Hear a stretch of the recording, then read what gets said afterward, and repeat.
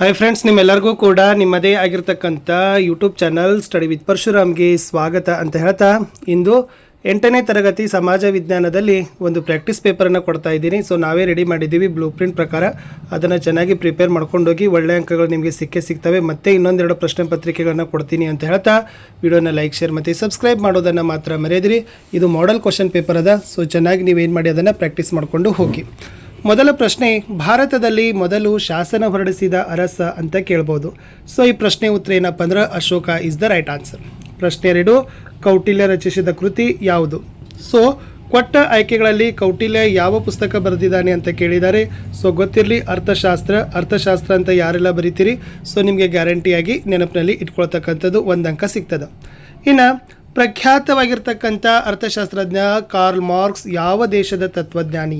So ಯಾವ ದೇಶದ ತತ್ವಜ್ಞಾನಿಪ್ಪ ಅಂದರೆ ಈತ ಗೊತ್ತಿರಲಿ, ಜರ್ಮನಿ ಅಂತಕ್ಕಂಥದ್ದು ಸರಿಯಾದ ಉತ್ತರ.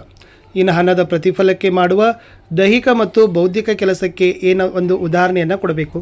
ಸೊ ಹಣದ ಪ್ರತಿಫಲಕ್ಕೆ ಮಾಡ್ತಕ್ಕಂಥ ನಾವು ದೈಹಿಕ ಮತ್ತು ಬೌದ್ಧಿಕ ಕೆಲಸಕ್ಕೆ ನಾವು ಏನು ಹೇಳ್ಬೋದಪ್ಪ ಅಂದ್ರೆ ಆರ್ಥಿಕ ಚಟುವಟಿಕೆ. ಯಾರೆಲ್ಲ ಆರ್ಥಿಕ ಚಟುವಟಿಕೆ ಅಂತ ಬರಿತೀರಿ ಉತ್ತರ ನಿಮ್ಮದು ಕರೆಕ್ಟಾಗಿ ಆಗ್ತದೆ. ಇನ್ನು ಪಾಲುದಾರಿಕೆ ವ್ಯವಹಾರದಲ್ಲಿ ಪಾಲುದಾರರಾಗಲು ಕನಿಷ್ಠ ಎಷ್ಟು ವರ್ಷ ಪೂರೈಸಿರಬೇಕು ಅಂತ ಕೇಳಿದ್ದಾರೆ. ಪಾರ್ಟ್ನರ್ಶಿಪ್. ಸೊ ನಾವು ಪಾಲುದಾರಿಕೆ ವ್ಯವಹಾರದಲ್ಲಿ ಪಾಲುಗಾರರು ಆಗಲೇಬೇಕಾದ್ರೆ ಸೊ ಕನಿಷ್ಠ ಎಷ್ಟು ವರ್ಷ ಮುಗಿಬೇಕಪ್ಪ? ನಮಗೆ 18 ವರ್ಷ ಮುಗಿಬೇಕು ಅನ್ನೋದು ಇತ್ತು. ಇನ್ನು 1 ಮಾರ್ಕರ್ ಪ್ರಶ್ನೆ, ಜಿಲ್ಲಾ ಪಂಚಾಯಿತಿ ಸಿ.ಒ ಅವರನ್ನು ಯಾರು ನೇಮಿಸ್ತಾರೆ ಅಂತ ಕೇಳಿದ್ದಾರೆ. ಸೊ ಜಿಲ್ಲಾ ಪಂಚಾಯತಿಗೆ ಸಿ.ಒ ಅವರು ಇರ್ತಾರಲ್ಲ, ಅವರನ್ನು ನೇಮಕ ಮಾಡ್ತಕ್ಕಂಥವ್ರು ಯಾರು? ರಾಜ್ಯ ಸರ್ಕಾರ ಇಸ್ ದ ರೈಟ್ ಆನ್ಸರ್. ಯಾವುದೇ 2 ಲೋಕರೂಢಿಗಳನ್ನು ಹೆಸರಿಸ್ರಿ ಅಂತ ಕೇಳಿದ್ದಾರೆ. ಸೊ ನಿಮಗೆಲ್ಲ ಲೋಕರೂಢಿಗಳು ಗೊತ್ತಿದ್ದಾವೆ. ಊಟ ಮಾಡೋದಾಗಿರ್ಬೋದು, ನಿದ್ರಿಸೋದಾಗಿರ್ಬೋದು, ಇವೆಲ್ಲ ಲೋಕರೂಢಿಗಳೇ ಆಗಿದ್ದಾವೆ. ಇನ್ನು ಸಾಮಾಜಿಕ ಒಡನಾಟ ಅಂದರೆ ಏನು ಅಂತ ಕೇಳ್ತಾರೆ. ನೋಡಿ, ಇಬ್ಬರಿಗಿಂತ ಹೆಚ್ಚು ವ್ಯಕ್ತಿಗಳು ಪ್ರತಿನಿತ್ಯ ಭಾಷೆ ಸಂಕೇತಗಳ ಮೂಲಕ ಪರಸ್ಪರ ಸಂವಹನ ನಡೆಸೋದಕ್ಕೆ ಏನಂತ ಕರೀತಾರಪ್ಪ ಅಂದರೆ ಸಾಮಾಜಿಕ ಒಡನಾಟ ಅಂತ ಕರೀತಾರೆ. ಇನ್ನು ಭೂಕಂಪದ ತೀವ್ರತೆ ಅಳೆಯುವ ಮಾಪನ ಯಾವುದು?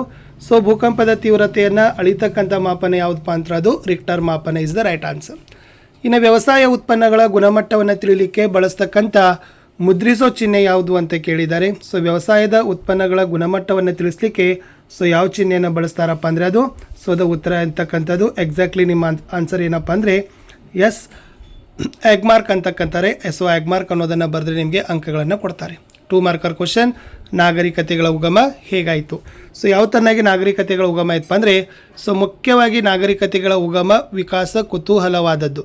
ಏಕೆಂದರೆ ಅಲೆಮಾರಿಯಾಗಿ ಬದುಕ್ತಕ್ಕಂಥ ಸಮುದಾಯಗಳು ಸ್ಥಿರ ಬದುಕನ್ನು ಕಟ್ಟಿಕೊಳ್ತವೆ, ಮನೆಗಳನ್ನು ನಿರ್ಮಿಸ್ತಾರೆ, ಆಹಾರವನ್ನು ಉತ್ಪಾದಿಸ್ತಾರೆ, ಲಾಸ್ಟ್ ಏನು ಮಾಡ್ತಾರಪ್ಪ ಅಂದ್ರೆ ಪ್ರಾಣಿ ಸಾಕಾಣಿಕೆಯನ್ನು ಕಲಿತುಕೊಳ್ತಾರೆ ಅಂತ ಬರೆದ್ರೆ ಅಂಕಗಳು ನಿಮಗೆ ಫುಲ್ಲಾಗಿ 2 ಮಾರ್ಕ್ಸ್ ಕೊಡ್ತಾರೆ. ಇನ್ನು ಹಮ್ಮುರಾಬಿಯ ಕಾನೂನು ವೈಶಿಷ್ಟ್ಯತೆ ಅಂತ ಕೇಳಿದ್ದಾರೆ. ಸೊ ಹಮ್ಮುರಾಬಿಯ ಕಾನೂನು ವೈಶಿಷ್ಟ್ಯತೆ ಹೇಗಿತ್ತು? ಹಮ್ಮುರಾಬಿ ಸವಿತೆ ಕಣ್ಣಿಗೆ ಬದಲು ಕಣ್ಣು, ಹಲ್ಲಿಗೆ ಬದಲು ಹಲ್ಲು ಇತ್ತು. ಯಾರಿಂದಲೂ ಯಾವ ಹಾನಿಯಾಗುವುದು ಅದೇ ಹಾನಿಯನ್ನು ಅವರಿಗೆ ಮಾಡೋದು ಬ್ಯಾಬಿಲೋನ್ ಸಮಾಜ ರಕ್ಷಣೆಗಾಗಿ ರೂಪಿಸಿದ ನಿಯಮ ಆಗಿತ್ತು. ಓಕೆನಾ? ಇನ್ನು ಈ ಮುಖ್ಯವಾಗಿರ್ತಕ್ಕಂಥ ಬ್ಯಾಬಿಲೋನ್ ಮಹಿಳೆಯರು ಮತ್ತು ಗುಲಾಮರ ರಕ್ಷಣೆಗಾಗಿ ರಚಿಸಿದ್ದ ಅಂತಕ್ಕದ್ದನ್ನು ಹೇಳಿದ್ದಾರೆ. ಸೊ ಅದನ್ನು ನೀವೇನು ಮಾಡಬೇಕಾಗಿತ್ತಪ್ಪ ಅಂದರೆ ಮೋಸ್ಟಾಗಿ ನೆನಪಿನಲ್ಲಿ ಇಟ್ಕೊಂಡ್ರೆ ನಿಮಗೆ ಅಂಕಗಳನ್ನು ಗ್ಯಾರಂಟಿಯಾಗಿ ಕೊಡ್ತಾರೆ. ಇನ್ನು ಬೌದ್ಧ ಮತ್ತು ಜೈನ ಧರ್ಮದ ಬೋಧನೆಗಳಲ್ಲಿ ಇಂದಿಗೂ ಪ್ರಸ್ತುತವಾಗಿರೋ ಮೌಲ್ಯಗಳನ್ನು ಪಟ್ಟಿ ಮಾಡಿರಿ ಅಂತ ಕೇಳಿದ್ದಾರೆ. ಸೊ ಯಾವೆಲ್ಲ ಇಂದಿಗೂ ಕೂಡ ಮೌಲ್ಯಗಳನ್ನು ಪ್ರಸ್ತುತವಾಗಿದ್ದಾವೆ ಅಂತ ಕೇಳಿದ್ದಾರೆ. ಸೊ ಫಸ್ಟ್ ನಿಮಗೆ ಗೊತ್ತಾಗಬೇಕು ಫ್ರೆಂಡ್ಸ್, ಅದು ಯಾವುದಪ್ಪ ಅಂತಂದರೆ ಈ ಬುದ್ಧನ ಬೋಧನೆಗಳು ಸಮಕಾಲೀನ ಜಾಗತಿಕ ಸಮಸ್ಯೆಗಳಿಗೆ ಪರಿಹಾರವನ್ನು ಕೊಡ್ತವೆ. ಯುದ್ಧ, ಆರ್ಥಿಕ ಬಿಕ್ಕಟ್ಟನ್ನು, ಭಯೋತ್ಪಾದನೆ, ಹಿಂಸೆ ಮುಂತಾದ ಜಾಗತಿಕ ಸಮಸ್ಯೆಗೆ ಈ ಬೌದ್ಧ ಮತ್ತು ಜೈನ ಧರ್ಮದ ತತ್ವಗಳ ಪಾಲನೆ ಮಾಡಬೇಕು. ಇನ್ನು ಅಗತ್ಯ ಆರ್ಥಿಕ ಅಸಮಾನತೆಯನ್ನು ಹೋಗಲಾಡಿಸಲಿಕ್ಕೆ ಸೊ ನಮಗೆ ಬೌದ್ಧ ಮತ್ತು ಜೈನ ಧರ್ಮದ ಬೋಧನೆ ಮೌಲ್ಯ ಇವತ್ತಿಗೂ ಕೂಡ ಪ್ರಸ್ತುತವಾಗಿದ್ದಾವೆ ಅಂತ ಬರಿಬೋದು. ಇನ್ನು ಸನಾತನ ಧರ್ಮದ ವಿಶೇಷತೆಗಳನ್ನು ಪಟ್ಟಿ ಮಾಡಿ ಅಂತ ಒಂದು ಪ್ರಶ್ನೆ ಇದೆ. ಸೊ ಆರೋಗ್ಯದಿಂದ ಸುಖವಾಗಿ ಬಾಳೋದು, ಹಿಂಸೆ ದ್ರೋಹಗಳನ್ನು ಮಾಡದೇ ಇರೋದು, ಗುರು ಹಿರಿಯರಿಗೆ ಗೌರವಿಸೋದು, ದೇವರಲ್ಲಿ ಭಕ್ತಿ ಇಡೋದು, ದ್ವೇಷ ಅಸೂಯೆಗಳನ್ನು ಮೀರಿ ಸಹೋದರತ್ವದ ಜೀವನವನ್ನು ನಡೆಸೋದು, ಇವೆಲ್ಲವುಗಳು ಕೂಡ ಏನಪ್ಪ ಅಂತಂದರೆ ಸನಾತನ ಧರ್ಮದ ಲಕ್ಷಣಗಳೇ ಆಗಿದ್ದಾವೆ. ಇನ್ನು ಭಾರತದ ಪೌರತ್ವ ಪಡೆಯುವ ವಿಧಾನಗಳು ಯಾವುವು ಅಂತ ಕೇಳಿದ್ದಾರೆ. ಸೊ ಭಾರತದಲ್ಲಿ ಪೌರತ್ವವನ್ನು ಪಡಿತಕ್ಕಂಥ ವಿಧಾನಗಳಲ್ಲಿ ಜನ್ಮದತ್ತ ಪೌರತ್ವ, ರಕ್ತ ಸಂಬಂಧ, ನೋಂದಣಿ ಪೌರತ್ವ, ಸಹಜೀಕೃತ ಪೌರತ್ವ, ಆಮೇಲೆ ಈ ನೂತನ ಭೂಪ್ರದೇಶ ಸೇರ್ಪಡೆಯಿಂದ ಪೌರತ್ವ ಅಂತ ಇದೆ. ಸೊ ಇವೆಲ್ಲವುಗಳು ಕೂಡ ಏನಪ್ಪ ಅಂತಂದರೆ ಭಾರತದ ಪೌರತ್ವವನ್ನು ಪಡಿತಕ್ಕಂಥ ವಿಧಾನಗಳು. ಇನ್ನು ಕೃಷಿ ಸಮಾಜದ ಲಕ್ಷಣಗಳನ್ನು ಬರೀರಿ ಅಂತ ಕೇಳ್ತಾರೆ. ಸೊ ಮುಖ್ಯವಾಗಿ ಕೃಷಿ ಸಮಾಜದ ಲಕ್ಷಣಗಳೇನಪ್ಪ ಅಂತಂದರೆ ಅದು ಬೇಸಾಯವನ್ನು ಅವಲಂಬಿಸಿ ಬದುಕ್ತಕ್ಕಂಥ ಸಮಾಜ ಆಗಿದೆ. ಕೃಷಿ ಉತ್ಪನ್ನಗಳೇ ಜೀವನಾಧಾರವಾಗಿದ್ದಾವೆ. ಒಂದೇ ಕಡೆ ನೆಲೆಸ್ತಾರೆ.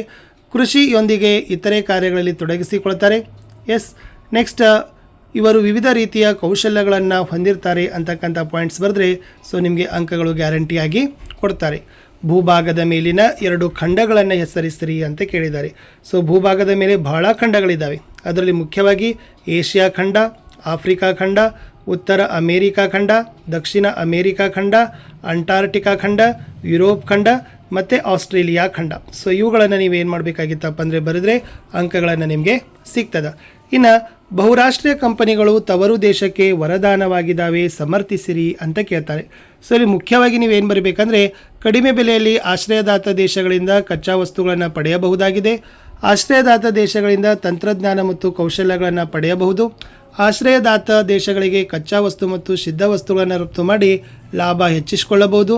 ಆಶ್ರಯದಾತ ದೇಶಗಳಿಂದ ಲಾಭಾಂಶದ ಜೊತೆಗೆ ರಾಜಧನ ಮತ್ತು ಆಡಳಿತಾತ್ಮಕ ಒಪ್ಪಂದಗಳಿಂದ ಆದಾಯವನ್ನು ಗಳಿಸಬಹುದು.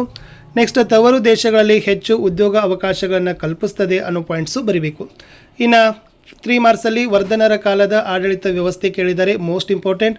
ರಾಜನ ಆಡಳಿತದಲ್ಲಿ ಮಂತ್ರಿಮಂಡಲ ಸಹಕಾರ ಕೊಡ್ತಿತ್ತು. ಮಹಾಸಂಧಿ ವಿಗ್ರಹ, ಮಹಾಬಲಾಧಿಕೃತ, ಭೋಗಪತಿ, ದೂತ ಎಂಬ ಅಧಿಕಾರಿ ವರ್ಗ ಇತ್ತು. ರಾಜ್ಯವನ್ನು ಪ್ರಾಂತ್ಯಗಳಲ್ಲಿ ವಿಂಗಡಣೆ ಮಾಡಿದರು. ಭೂಕಂದಾಯ ರಾಜ್ಯದ ಮುಖ್ಯ ಆದಾಯವಾಗಿತ್ತು. ಸಾಮಂತ ಅರಸರು ಆಡಳಿತದಲ್ಲಿ ತೊಂದರೆಯನ್ನು ಕೊಡ್ತಾ ಇದ್ರು.